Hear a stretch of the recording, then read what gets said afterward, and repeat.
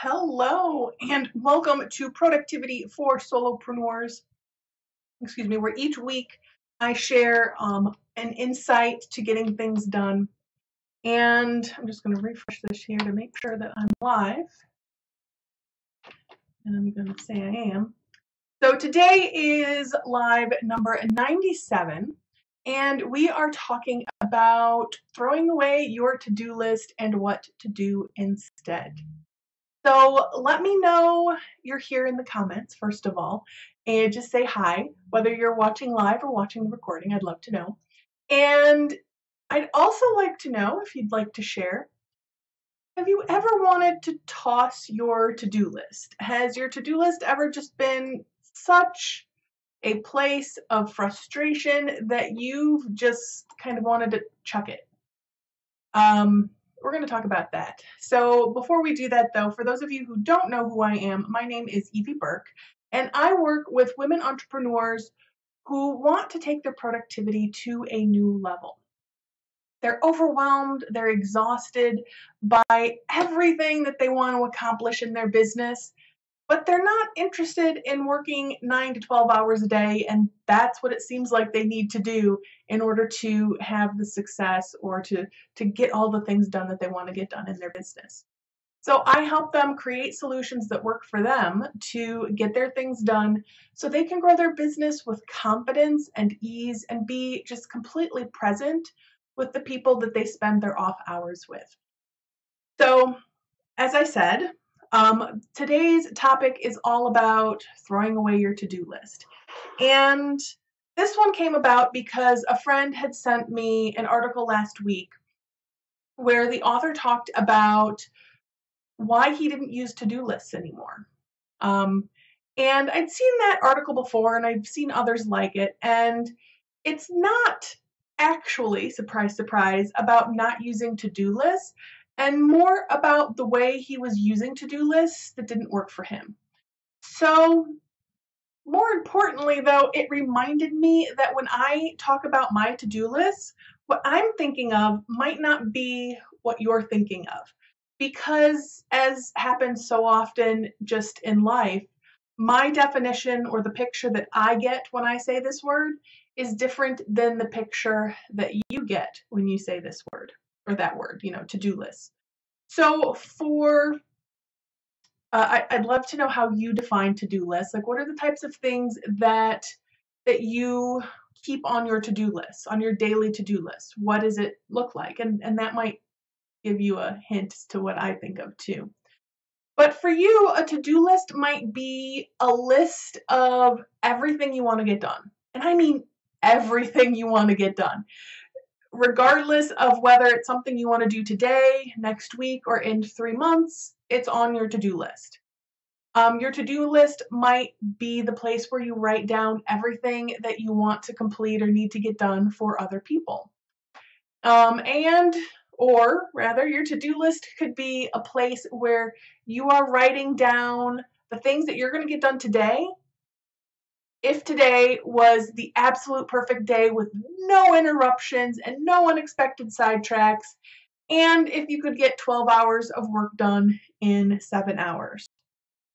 Or maybe your to-do list is just something you avoid like the plague, because it makes you feel sick to your stomach when you look at it. There's just so much to do there and you're not sure where to start.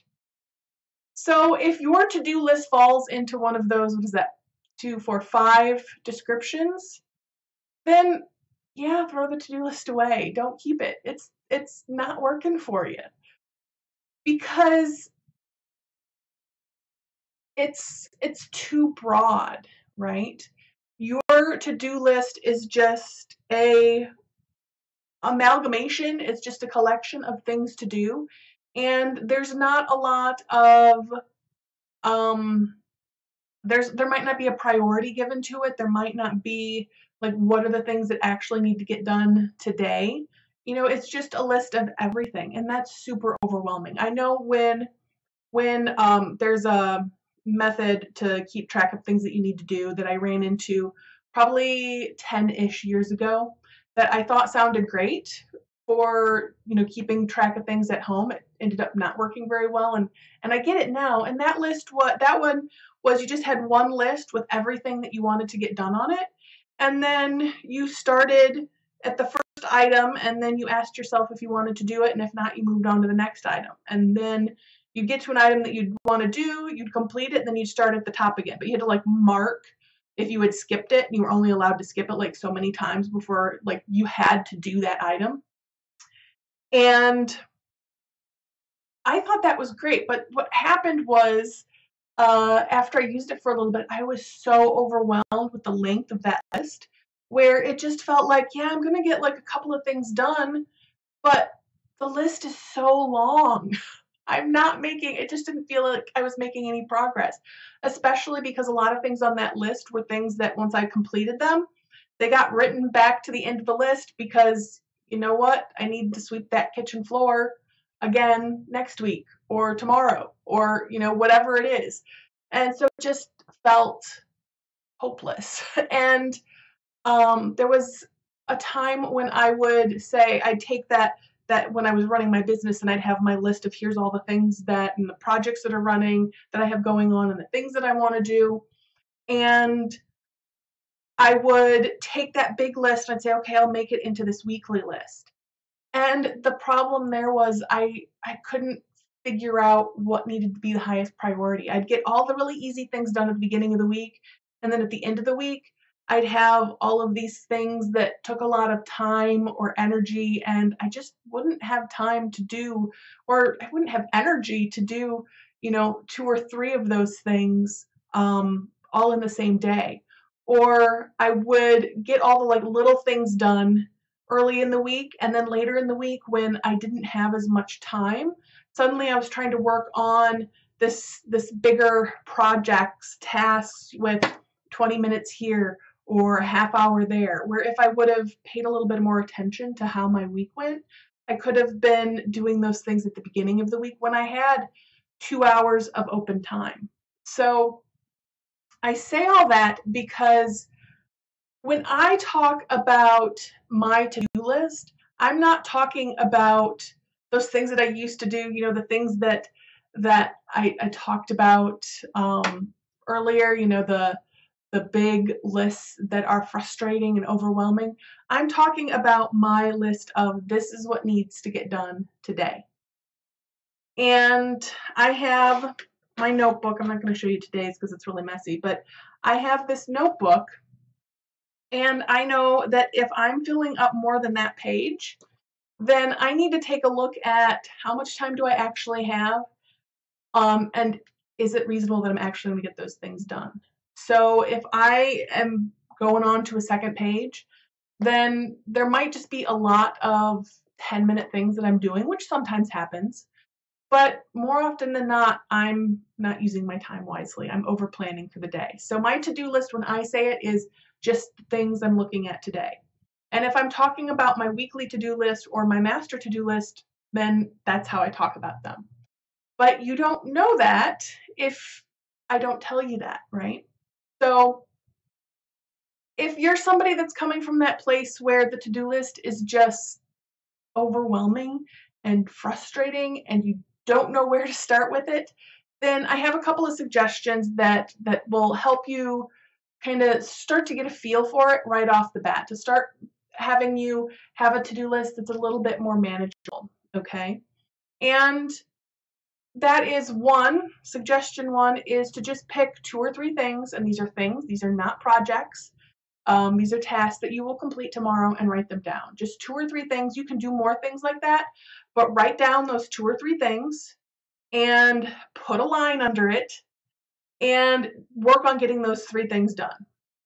After those 3 things are done, or if other things pop up, write down those other things that you're doing underneath the line as you go, and you'll start to notice all of the things that pop up through the day that you take care of. Like you're checking email and you don't really think about how much time that takes, or you're checking out your social media and seeing, has somebody said anything in your Facebook group or on that Facebook group that you're very active in, you're checking in there. Like just start writing those things down under your list of these are the 2 or 3 things that I will get done today. Okay, and then there is the second suggestion, if you don't want to do that one, the second suggestion here is look at how much time you have to actually do your work tomorrow. So take that amount of time and then divide it by 2. And then with that amount of time, so let's say you have 6 hours to work tomorrow, so 3 hours. So in those 3 hours, what can you get done? And then make a list of what you can get done in those 3 hours. And what you'll find is you'll start to get a feel for how long it actually takes you to get things done. And you'll start to feel more of a sense of completion because you've started marking those things off. And you can do like you did with the other one, where after you get through those 3 hours worth of tasks, if there's anything else that you're doing in the middle, or if there's anything else that pops up that you want to do later, write those things down so that they're captured. All right, so try it for a week and let me see how it goes. Tell me how it goes, because I'd really love to know how that works for you. And the will-do list. So in a book I just read, that daily list of things that I write down, he referred to it, I think it was a book by Mark Forster, he referred to it as the will-do list as opposed to the to-do list. So when you're writing your whichever method, if you choose to take that on with whatever method you decide to use, think of it more as your will-do list. These are the things that you are going to get done today. Okay? So it can help sometimes to have a different word, because you might have a bunch of anxiety, that might not be the right word, but you might already have a bunch of emotions tied up or associated with the word to-do list. So if you can have a different name for it, then that can be really helpful. So I'd also love to know if you have any questions or any thoughts you'd like to share on this topic. And if you need some help with figuring out how to create that will-do list that will work for you and in a way that doesn't feel like you're starting from scratch, where you can just start tweaking the things that you already do so that it really starts making a bigger difference, let me know, because that's what I help people with, is creating those to-do lists that really work for them, that allow them to make progress in their business and not constantly feel like they're behind. So I have some space in my schedule next week if you want to get some time with me one-on-one on the schedule. So just reach out, let me know, and we can get that figured out. So that is all that I have for today. So I want to leave you with the closing thought of, if the to-do list isn't working for you, toss it. I give you permission. And instead, think about your will-do list. What will you do tomorrow? Or your will-do list for today? All right. So until next week, much love.